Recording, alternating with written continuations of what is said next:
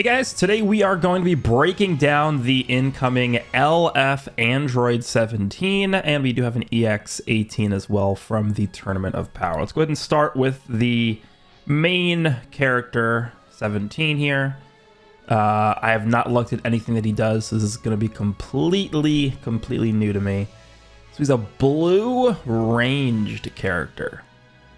So off the top of my head, in terms of him being blue is, blue is probably the most neutral typing he could have been, right? There's no like super oppressive red character, and the main reason why is just because Beast Gohan has pretty much neutralized like every good red unit, like Cooler, UI Goku. They're all like non-usable because of Beast Gohan. So this character is not necessarily countering any prominent red unit right now. And then I would probably say that green is the weakest typing in the game. It's definitely in contention for weakest typing in the game. Green is just not that great right now. The best green unit by far is the tag Super Saiyan 4s, right? They definitely still are an issue, but remember, they're only green half the time, right? They're reverse green the other half of the time. So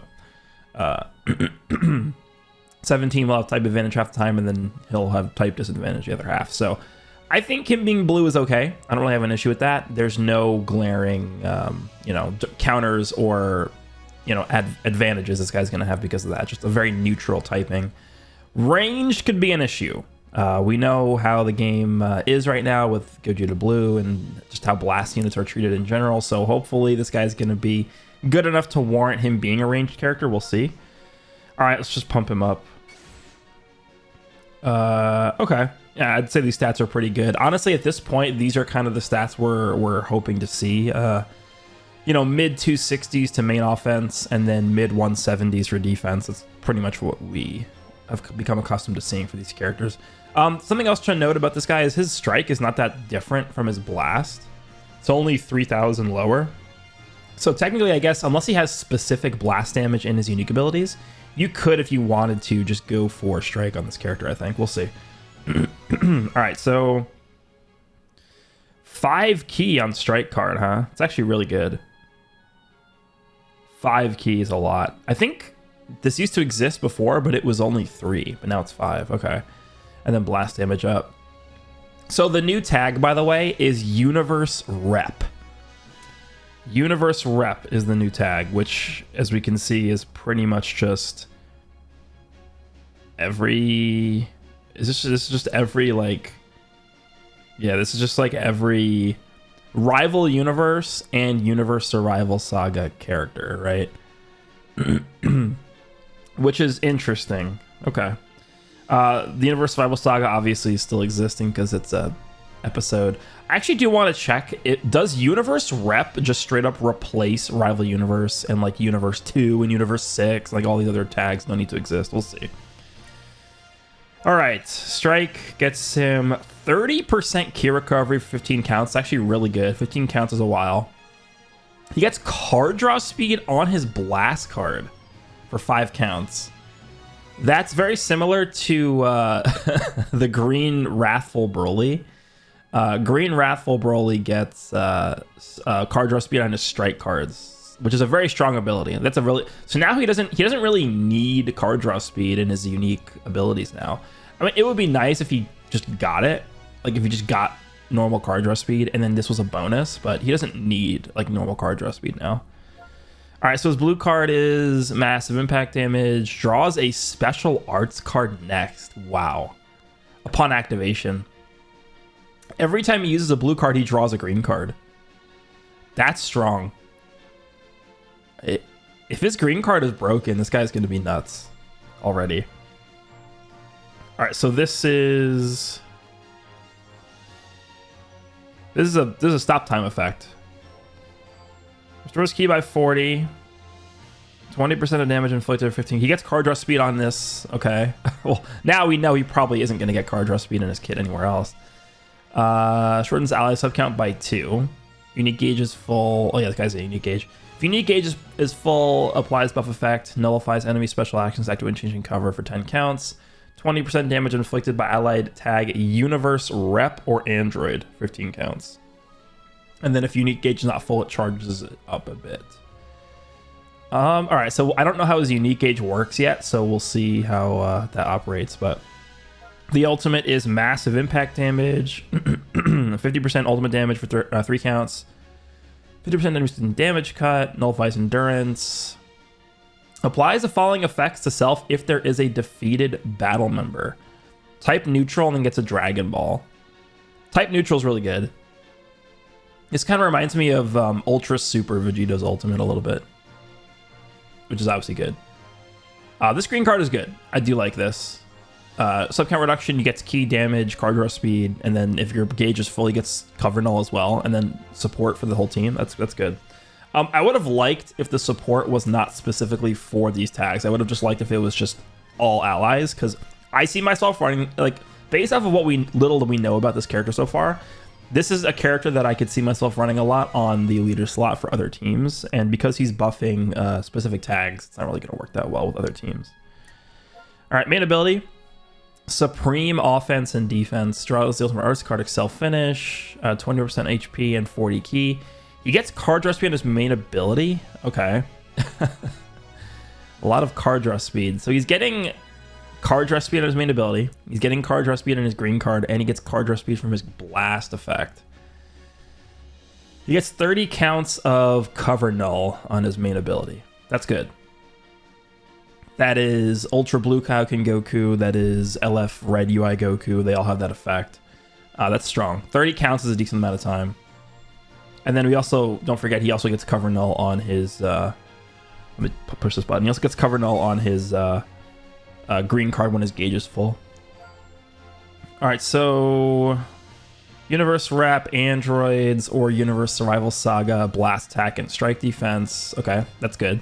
Blast Attack and Strike Defense is probably the best spread you want in terms of a Blast Attacker, because Strike Defense is obviously way more valuable right now than Blast Defenses, because considering how much more strike heavy the game is. Then he gets 18% attack, Universe Rep, Blast Defense as well. Okay, cool. I would have liked if he gave like HP to Universe Rep as well. That would have been like a cherry on top. Basically like how Bardock was designed last year, just to make him a bit of a better leader slot character, but I'll take this. 25% to blast damage inflicted against Fusion Warrior. Fusion, why?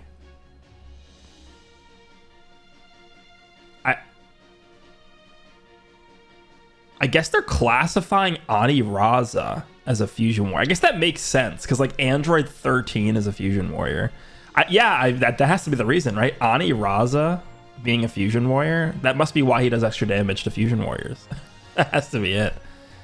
All right, so battle starts. He gets 90% damage inflicted, 60% reduced damage received. Nullifies attribute downgrades up to 2 times to allies. Okay. And then nullify abnormal conditions to allies. Okay. He has endurance, which is good. 200% healing when his health reaches 0. Applies the following effects to self when this character enters the battlefield, draws a blast card, and then restores ki by 40. Him drawing a blast card on top of having as much card draw speed as he does is really good. He's not going to struggle for cards, I don't think. Applies the following effects to self every time an ally. Every time an ally uses an arts card. 10% damage inflicted and -1 to arts cost. So he stacks up to 80% damage and -6 to all arts costs. So he's getting 170% damage just from that alone. That's really good. The following effects occur when an ally activates Rising Rush. 70% to Rising Rush damage inflicted by allies for 3 counts. Inflicts all enemies with attribute downgrade, -70% to health restoration for 30 timer counts. That's... wow. You know who that's really good with? Is Ultra Gogeta Blue. You know who this is probably designed for? This is probably designed to work well with the tag androids, because they nullify endurance, right? So I think the premise behind why they gave this character this ability is so that if you run this character with the android team and you're running the tag androids, their rush will just kill, pretty much be a guaranteed kill on anything, right? And it's definitely, it should be with this buff. 70% extra damage, yeah, there's no way. There's no, even type disadvantage, I feel like the tag androids would pretty much just kill anything with their rush. This is a powerful effect. I think people are going to overlook this because they're going to think like, oh, Rising Rush pretty much just kills anything anyway, but the tag androids having this ability now, like that's scary because pretty much anything is dead. Okay. Restores own vanishing gauge by 80% when this character evades an enemy attack with a vanishing step if own unique gauge is full, activates once. Activation count resets when characters switch. Okay. I mean, I don't know how his unique gauge works yet, but that seems extremely good. 80%? That's a lot. We don't really see, does any character restore their vanishing gauge by 80% on like anything? 70% is sprinkled in here and there across the game, but 80%, that's a lot. Come back from the edge of defeat. Knocks enemy back to long range if a cover change is performed against their blast arts attack. Activates during assists. And then you can combo with the blue cards. So we've been seeing a lot of universal cover change characters recently, so it's kind of like underwhelming to see a character that doesn't have it, but it's fine. I'm okay with that. I think having a cover change against blast cards is much weaker than having a cover change against strike cards, again, just because of how the game is right now, but it's fine. Okay, here we go. Slightly charges own unique gauge every time an ally is hit with an enemy's arts attack. So that could be anyone on your team. It doesn't have to be this character. That's pretty good. So on standby, his gauge is going to fill up. The following effects occur once unique gauge is full. Activates once. So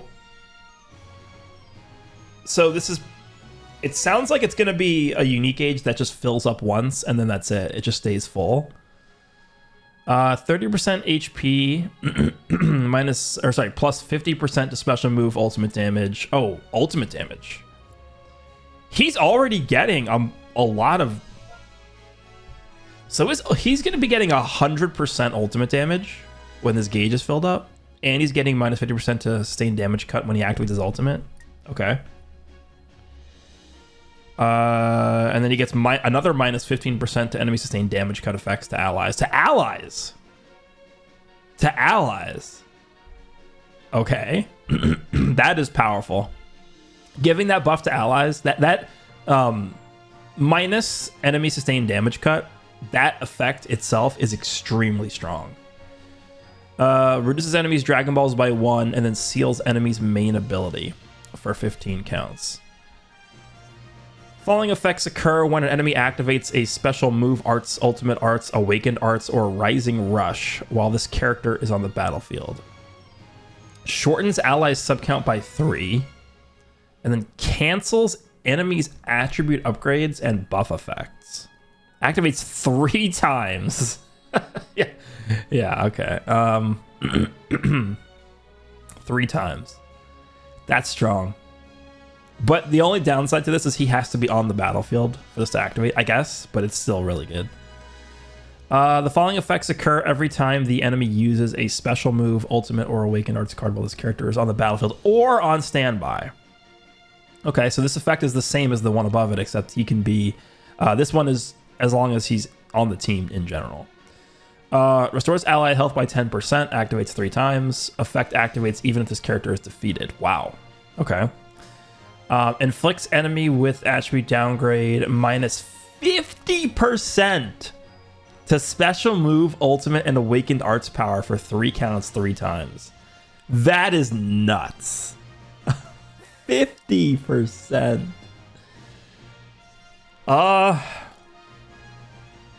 Okay. This guy seems really good. I have like a few nitpicks with this unit, but he seems like he'll be really good. Now, I would say that even after seeing what he does, this is probably not the meta for him, just because again he is a ranged character. But he's not doing Like he's not grabbing any specific blast damage, right? So you could build him strike based if you wanted to. Only downside is he grabs a blast when he switches in, which is whatever. That's a downside. Another downside is he only is supporting the specific tags of this green card effect. This is going to be a real okay. So now that we know how his unique gauge works, we can sort of look at this green card with a better point of view here. So his unique gauge, when you fill it up, it's permanently up, right? It's not something that like you can refill up again. So once you get the gauge filled up, you permanently have this effect on the green card where he gains cover null and he's supporting the team. So he's basically giving himself 40% damage because it's gonna also take into account the support. And that he's gonna have cover null. And then with the gauge filled up, remember he's also restoring his own vanishing gauge by 80%. Yeah, this guy's gonna be ridiculously hard to kill. This guy seems really good. I don't really have many complaints about him. I think he's just gonna be really good. I think he will be. The blue typing is not good, but it's not bad. I would say it's extremely neutral. Like there's literally nothing good or bad about him being blue. It's just what it is. The only thing is just the meta right now, like Gogeta blue just being completely anti-blast, I think. Initially, this is a character I could see struggling a little bit just because of the meta, but once the meta evolves to the point where blast characters are more widely accepted by a lot of these meta teams, this guy's going to become really good. And I think they actually did do a good job of designing him around being a good leader character because of all the supporting he's doing and disruption he's doing. So I think, in the future when LOE becomes better, a very blast-based team, I can see this character very, very easily making it into the leader slot for LOE. There's a chance. This guy on LOE as a leader, I could see it. Okay, let's see what this Android 18 is doing. I'm not going to spend too much time on this because EX character. Support type. Stats are kind of bad. Android girls, twins, universal rep, sure. Normal strike, normal blast. The blue card is the finishing blow. This is the same animation as the sparking version. Massive impact damage. Destroys all of your own cards and randomly draws 4 new ones. Enemy gets minus 100% health restoration for 15 timer counts with blast armor. The green card is 30 key, 20% special move damage, minus 15 to own special move arts cost. That's permanent. Okay. And then 20% damage inflicted by allies. Sure. It's kind of okay. Main ability is Unbeatable Will. She force draws a green card, 20% HP, 100% to cure recovery for 30 counts. She gets card draw speed for 30 counts. And then a permanent 20% damage inflicted by allies support buff. Okay. Would have preferred if the card draw speed and key recovery were just permanent, honestly. If they're going to make it 30 counts, just make it permanent. Universe Wrap, Episode, Universe Survival Saga, Android Strike and Blast Attack, and then Android Strike Defense by 18%, sure. 80% damage inflicted, 60% reduced damage received. Additional 40% damage inflicted if there is a tag Android or Universe Rep battle member other than this character in the party.